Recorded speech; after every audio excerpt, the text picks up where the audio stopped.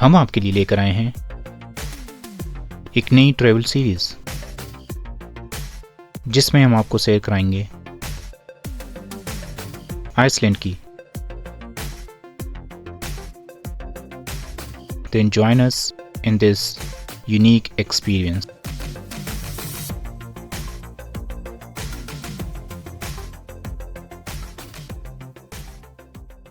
अस्सलाम वालेकुम फ्रेंड्स, ये हमारी आइसलैंड सीरीज़ की तीसरी एपिसोड है और इस एपिसोड में हम कवर करेंगे most jaw dropping spots on the south coast. अब चाहे आप बात करें ड्रामेटिक वाटरफॉल्स की,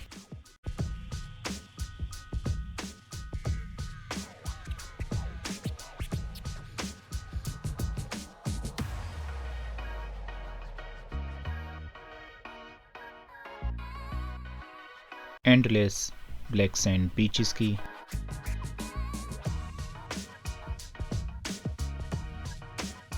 even a plane wreck in the middle of nowhere, तो buckle up, it's going to be epic। जैसा कि मैंने आपको एपिसोड 2 में बताया था कि केफ्लाविक जो है वो एयरपोर्ट सिटी है आइसलैंड की, यहाँ पे इसका एयरपोर्ट है, और रिकाविक जो है ये कैपिटल सिटी है आइसलैंड की। तो डे 1 पे जो हमने स्टे किया था वो रिकाविक के करीब एक नेशनल लैंडमार्क है, वहाँ पे हमने स्टे किया था कैंप साइट में, क्योंकि ये पूरा गोल्डन सर्कल है, यहाँ पे अट्रैक्शंस थी जो कि हमने एपिसोड 2 में कवर की हैं। अब नेक्स्ट जो हमारा स्टे है वो हेली शोलर कैंप साइट में था, ये जो आपको लोकेशन नज़र आ रही है, क्योंकि जो आज की एपिसोड में हमने अट्रैक्शन कवर करनी है वो सब इसके नियर है। ये जितने वाटरफॉल ब्लैक सैंड बीच है वो यहाँ से हाफ एन आवर की ड्राइव पे है और लाइक 40 to 45 मिनट की ड्राइव पे। और ये कवर करने के बाद हमारा नेक्स्ट स्टे जो कैंप साइट का आज के डे एंड पे होगा वो विक टाउन में होगा। आज का जो हमारा पहला स्टॉप है वो सेल्जा लैंड फोर्स है। ये एक वाटरफॉल है और ये एक आम वाटरफॉल नहीं है। इस वाटरफॉल की बैक साइड पे आप एक्चुअली वॉक कर सकते हैं, जो कि हम आपको आगे दिखाएंगे। जैसा कि मैंने आपको एपिसोड 2 में बताया था कि यहाँ पे मोस्टली जो अट्रैक्शन है इनके पास पार्किंग जो है वो पेड पार्किंग है, और इसके लिए आप इनकी जो एक ऐप है पार्का के नाम से वो यूज़ कर सकते हैं। और उसके अलावा इन्होंने मशीन्स पुट की हुई हैं पार्किंग स्पेस पे जो कि आप डायरेक्टली पे कर सकते हैं।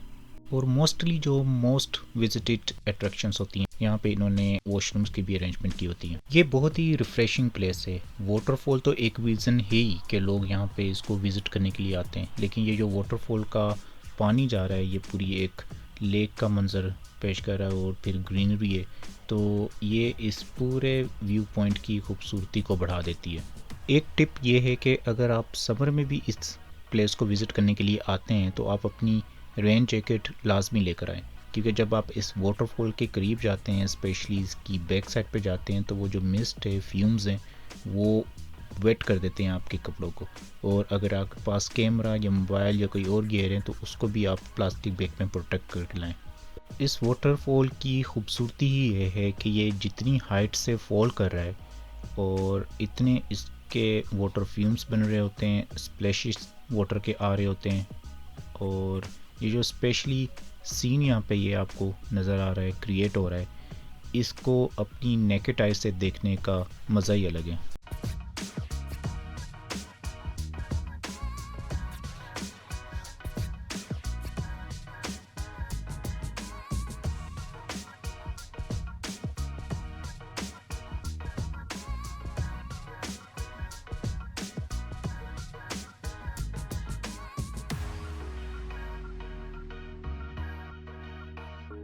ये जो आपको पाथ नज़र आ रहा है ये स्टेयर्स बनाई हुई हैं और ये पूरा पाथ आपको वाटरफॉल की बैक साइड पे लेके जाता है।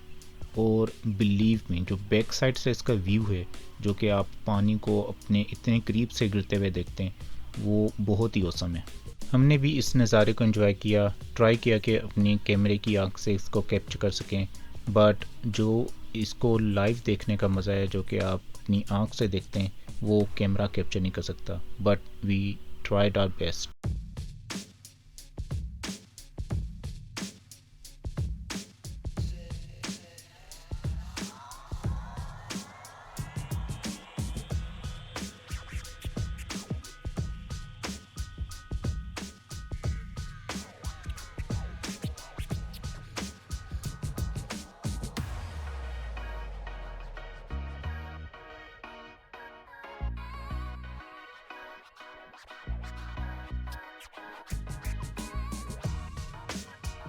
हमने इस जगह पे कुछ टाइम स्पेंड किया, पिक्चर्स बनाई, फ़ोटोग्राफी की और कुछ वीडियो क्लिप्स रिकॉर्ड करके हम अपनी नेक्स्ट डेस्टिनेशन की तरफ बढ़ गए। और ये पूरा पाथवे है, जब आप वाटरफॉल की बैक साइड से वापस आ रहे होते हैं तो ये उन्होंने एक पाथवे बनाया हुआ है जो कि आपको लीड करता है टुवर्ड्स कार पार्किंग।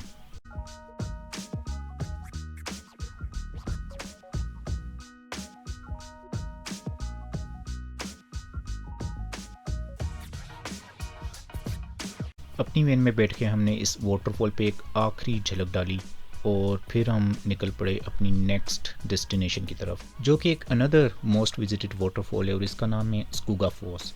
इस वीडियो के पहले सेशन में हम आपको 3 से 4 मोस्ट फेमस वाटरफॉल विज़िट करवाएंगे आइसलैंड में, और ये मस्ट विजिटेड है। कहने को तो ये वाटरफॉल्स ही हैं, लेकिन each one of them has its own characteristics. कुछ वाटरफॉल बहुत ज़्यादा स्ट्रॉन्ग है, बाकी एज़ कम्पेरेटिव टू अदर्स कुछ इतने स्ट्रॉन्ग नहीं है, बट वो इक्वली अमेजिंग है।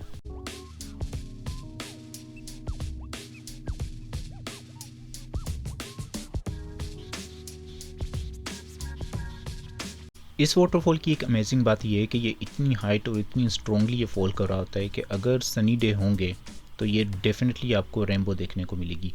हमें भी रेनबो देखने को मिली थी, जो कि हमने आगे अपने एक क्लिप्स में कैप्चर की है।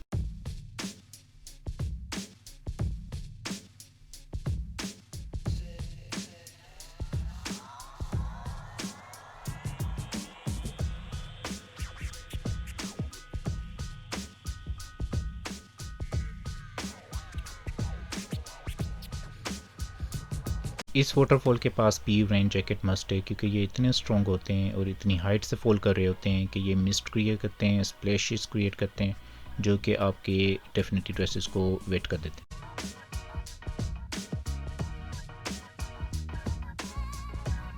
और ये देखें, जो मैं आपसे ज़िक्र कर रहा था कि अगर सनी डे होगा तो आपको यहाँ पे रेनबो डेफिनेटली देखने को मिल जाएगी, क्योंकि ये वाटरफॉल इतना स्ट्रॉन्ग है और इतनी हाइट से फॉल कर रहा है कि ये बहुत खूबसूरत रेनबो क्रिएट करता है।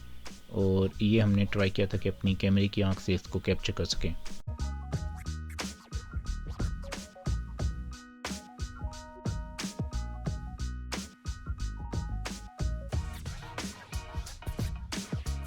नेक्स्ट वाटरफॉल जो हमने विज़िट किया था उसका नाम है केवन्नू फॉल्स। ये as compared to first 2 waterfall इतना फेमस नहीं है, या फिर आप ये कह सकते हैं कि लोगों को इतना पता नहीं है इस वाटरफॉल के बारे में। इसको अगर आप स्कूगा फॉल्स का सिबलिंग वाटरफॉल भी कहें तो गलत नहीं होगा, क्योंकि ये जस्ट 2 मिनट की ड्राइव पे है। काफ़ी पीसफुल एरिया है। यहाँ पे आपको इतना रश, इतना क्राउड देखने को नहीं मिलेगा जो कि आपको फर्स्ट 2 वाटरफॉल में देखने को मिला। If you like peaceful environment then definitely this is one for you. इसमें यह है कि इसमें कार पार्क जो है इसका कुछ डिस्टेंस पे, तो कार पार्क करने के बाद आपको ये 10 टू 15 मिनट की ट्रेल है जो कि आपको वाटरफॉल के पास लेके जाती है।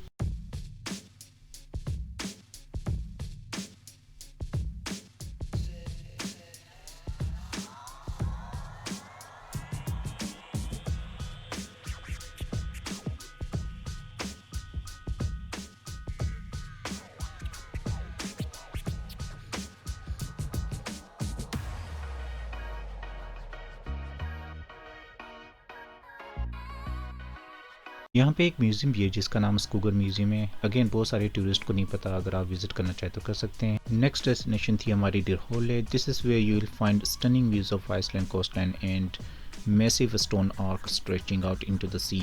अगर आप लकी हैं और आप इसको समर में विजिट करें तो you might even spot puffins. हमें तो पफिन्स नज़र नहीं आए, but you may be lucky enough to see them. Dyrholaey and black sand beach is not far apart from each other. अगर आप इवन क्लिफ पे खड़े हुए हैं डिरहोले की, तो आपको जो कोस्ट लाइन नज़र आती है वो ब्लैकसेंड कोस्ट लाइन ही है, और दिस इज़ द ब्लैकसेंड बीच।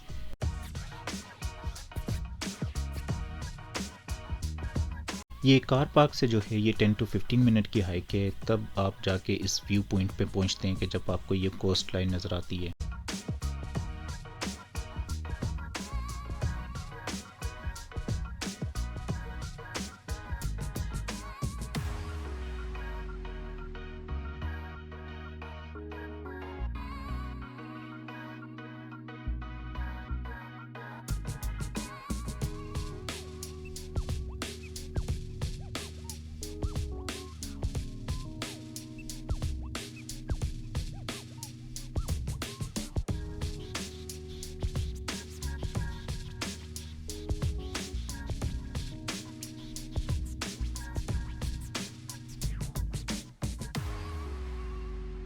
कई जगहों पे इन्होंने ये वार्निंग साइन भी लगाए हुए हैं कि ये काफ़ी स्टीप है, आप इस एरिया के करीब ना जाएं। और ये जो वाटर फ्लो है बीच का, ये भी काफ़ी ज़्यादा तेज़ था। जो लहरें आ रही थी, बहुत ज़्यादा तेज़ लहरें आ रही थी। तो कई कई जगहों पे इन्होंने ये बोर्ड लगा के मना किया हुआ था कि ये आप इससे आगे ना जाएं, बिकॉज इट्स रियली डेंजरस।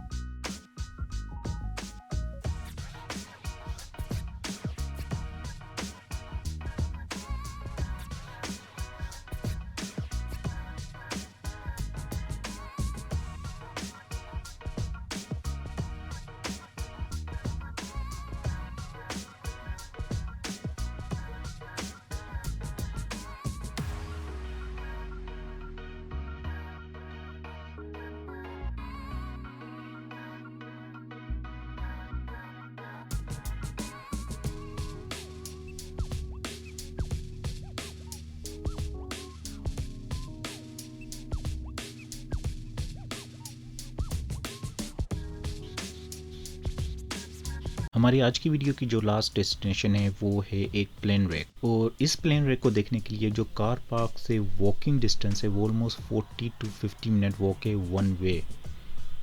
तो ये आप देख सकते हैं, ये कार पार्क है इसकी, जबकि यहाँ से ये रास्ता जाता है प्लेन रैक की तरफ। अब आप भी सोच रहे होंगे कि इस प्लेन रैक में ऐसा क्या है कि एक आप 50 मिनट की वॉक करके जाएं एंड देन सेम वॉक करें वापसी के लिए, तो ऑलमोस्ट ले 2 आवर की वॉक बन जाती है। तो ये यूएस नेवी का एक प्लेन था जो कि हॉफन से केफ्लाविक की तरफ फ्लाई करा था 1973 में, और बहुत इंजन फेल होने की वजह से क्रैश लैंडिंग करनी पड़ी।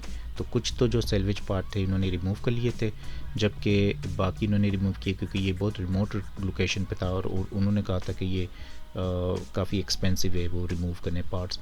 और अब ये एक अट्रैक्शन बन गया है टूरिस्ट के लिए। अगर आप वो करके जाते हैं तो आपको सबसे पहले ये प्लेन नज़र आता है। तो ये वो मेन प्लेन नहीं है जिसकी तरफ हम जा रहे हैं, जो कि एक फेमस अट्रैक्शन बना हुआ है। ये प्लेन भी यहाँ पे क्रैश लैंड हुआ है और ये काफ़ी कदरे बेहतर हालत में है as compared to the other one.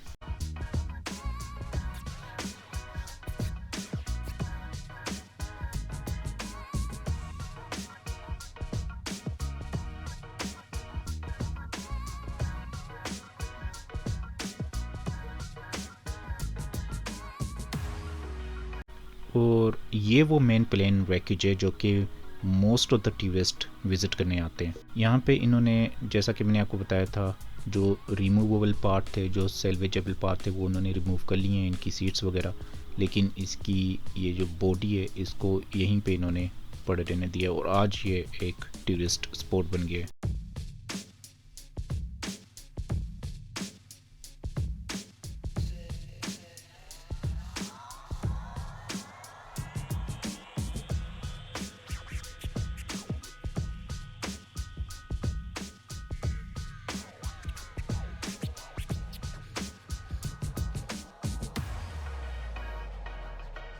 और अब हम प्लेन रैकेज देखने के बाद अपनी कार पार्क की तरफ वापस जाते हुए, ये लिटरली 2 आवर्स की वॉक है back and fourth. If you think it's worth the walk तो आप करें। हमें तो खैर काफ़ी मज़ा आया इस प्लेन रैकेज को देखने में। तो ये थी आज की वीडियो। अगर वीडियो अच्छी लगी हो तो do let us know in your comments. Till next video, take care of yourself.